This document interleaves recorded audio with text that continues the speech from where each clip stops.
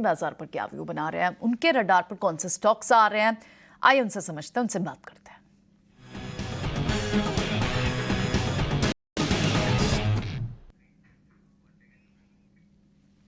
Good morning Sanjeev ji. बाजार तो एक बड़ी कंसोलिडेशन रेंज में ही फंसा हुआ है, हालांकि नीचे के सपोर्ट भी 19,600 के वो बचा कर रखे हुए हैं, लेकिन ऐसे में कहाँ कहाँ आप कॉशियस हैं और कहाँ कहाँ आप बुलिश हैं? क्या सेक्टर कौन कौन से पसंद आ रहे हैं? हम देख रहे हैं बहुत फास्ट चर्निंग भी हो रही है, ऑटो वापस आया है, IT वापस आ रहा है, कौन सा स्पेस है? PSU बैंक्स, आपकी कई सारी अच्छी पिक्स वहां से निकल कर आई हैं।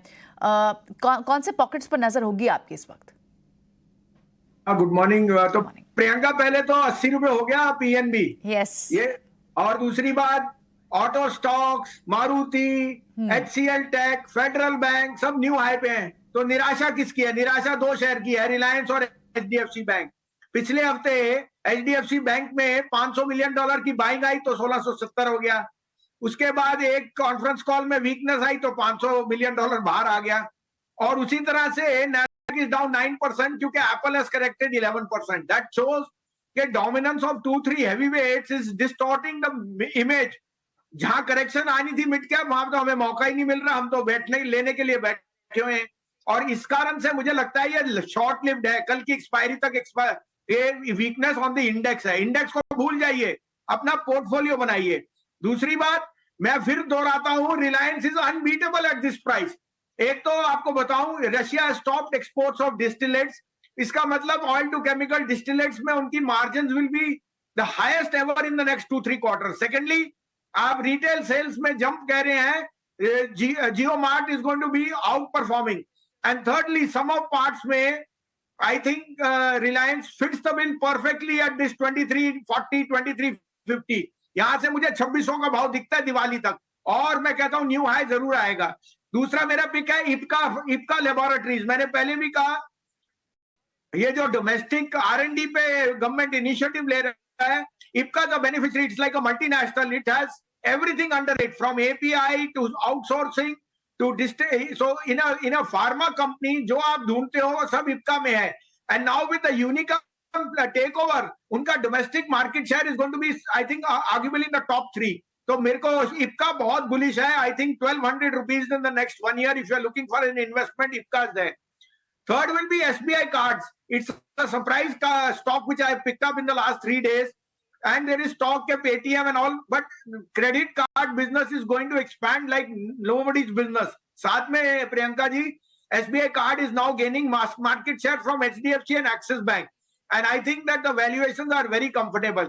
1000 का भाव मुझे दिखता है in HDFC, in SBI Cards by Diwali. That much I can tell you. 765 का stop loss रखिए। Fourthly, it will be IGL. I think IGL will see maximum volume, और इंद्रप्रस्थ गैस में जिस तरह से आपकी गैस प्राइसेस में फर्मनेस और वॉल्यूम्स है, it is going to be an exceptionally out performer. तो IGL at 450 is a must have. And last but not least, मैं आपको बताऊं तो श्रीराम SRF, देखिए fluorochemical prices are again up, and all crop science stocks which have underperformed for agrochemical are going to see another up cycle. China is coming back, and I think SRF is the bluest of blue chip companies to buy at 2340. आपने अभी जिक्र किया था HDFC AMC का, तो उसके साथ का एक छोटा AMC which is underperformed है ABSL AMC. As a disclosure ये हमारी कवरेज में है, फ्रॉम 380 385 हम इसमें सिप कर रहे हैं, बट ABSL AMC में सारे इंग्रेडिएंट्स हैं to put in a AMC stock. I think the stock is grossly undervalued at 420. This can easily go to 700 by next Diwali. ठीक है वसीम साहब, बहुत शुक्रिया आपका। तो रिलायंस में तेजी का पटाखा फूटेगा दिवाली तक और 2600 रुपए के लक्ष्य दिखेंगे। लेकिन देखिए प्रताप स्नैक्स में आज कमजोरी है, 3.5% के आसपास का कुछ नेगेटिव खबरें आई हैं। सर्च एंड सीजर की खबरें हैं प्रताप स्नैक्स को लेकर, 3.5% ये कमजोर हो रहा है शेयर। सुमित, प्रताप स्नैक्स कमजोरी गहराती है तो आप इसमें खरीदारी की सलाह देंगे? क्योंकि हम देख रहे हैं कि कंपनी तो ठीक ठाक ही है, बढ़िया रिजल्ट भी पेश किए थे लास्ट क्वार्टर के। कितने चिंतित होने की ज़रूरत है और कहाँ पर इसका आप सपोर्ट देख रहे हैं? यहाँ पे ऑलरेडी देखा जाए तो सपोर्ट तो ब्रेक हो चुका है। आप देखेंगे तो स्टॉक ने अपना एक प्रीवियस रेजिस्टेंस जो अब सपोर्ट था वो ब्रेक हो चुका है, जो लेवल थी 870 की। आप देखिए पिछले 3 दिन का लो भी यही था और आज ये इसने अपने 100 मूविंग डे को भी टच किया है। तो क्लोजिंग बिलो 840 मुझे लग रहा है कि और भी डाउनसाइड रहेगा तो एक एग्जिट का भी सलाह रहेगा। तो next support will be around 816 और अगर 816 ब्रेक हो रहा है तो 780। तो better to avoid the stock और यहाँ पे एक एग्जिट की भी सलाह रहेगी अगर किसी के पास लॉन्ग पोजीशन है तो। ठीक है, अगर लॉन्ग की है तो यहाँ से एग्जिट कर लीजिए। 816 रुपये अगर ब्रेक हुआ तो और नीचे जाएगा ये शेयर। संतोष, साइंट ज़रा बताइए, क्योंकि हम देख रहे हैं कि कुछ दिनों से इसमें ना फिर से मूव ठीक ठाक बन रहे हैं और ये शेयर 1700 रुपये के ऊपर फिर से लौट के आ गया है। 2.5-3% के आसपास की तेज़ी है। इसको आप लॉन्ग वाले लिस्ट में शामिल करेंगे क्या आज के लिए?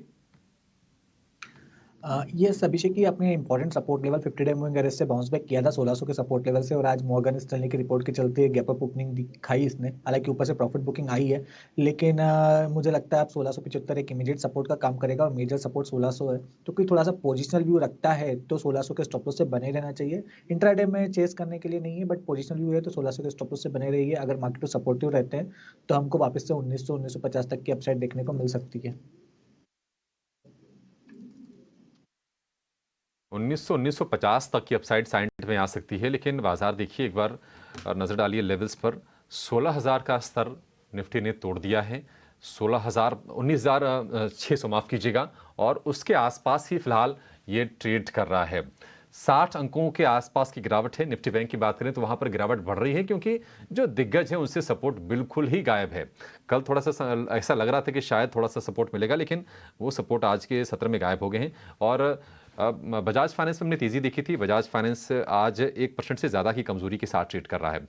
फार्मा को आप छोड़ दीजिए, LNT, LTI, माइंट्री, इनको आप छोड़ दीजिए तो आपको बाजार में बहुत कम ऐसे शेयर दिखेंगे जहां पर अच्छे मूव्स आज के सत्र में हों।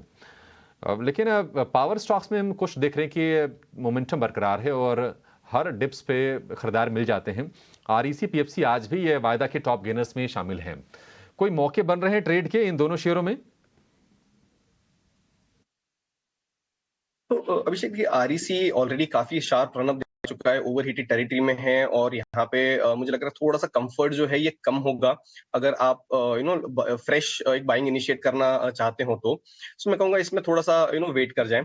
PFC में देखिए हमने रिसेंटली एक बहुत ही शार्प क्रैक आते हुए देखा था कुछ दिन पहले। अब एक रिकवरी अटेम्प्ट हो रही है, so this is still one stock जिसपे आप एक पॉजिटिव व्यू लेके चल सकते हैं।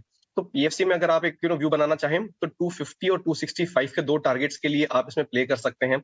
स्टॉप लॉस जो है इसको करीब आप 225 के जो इसके सपोर्ट जोन है इसके आसपास लेके चलें।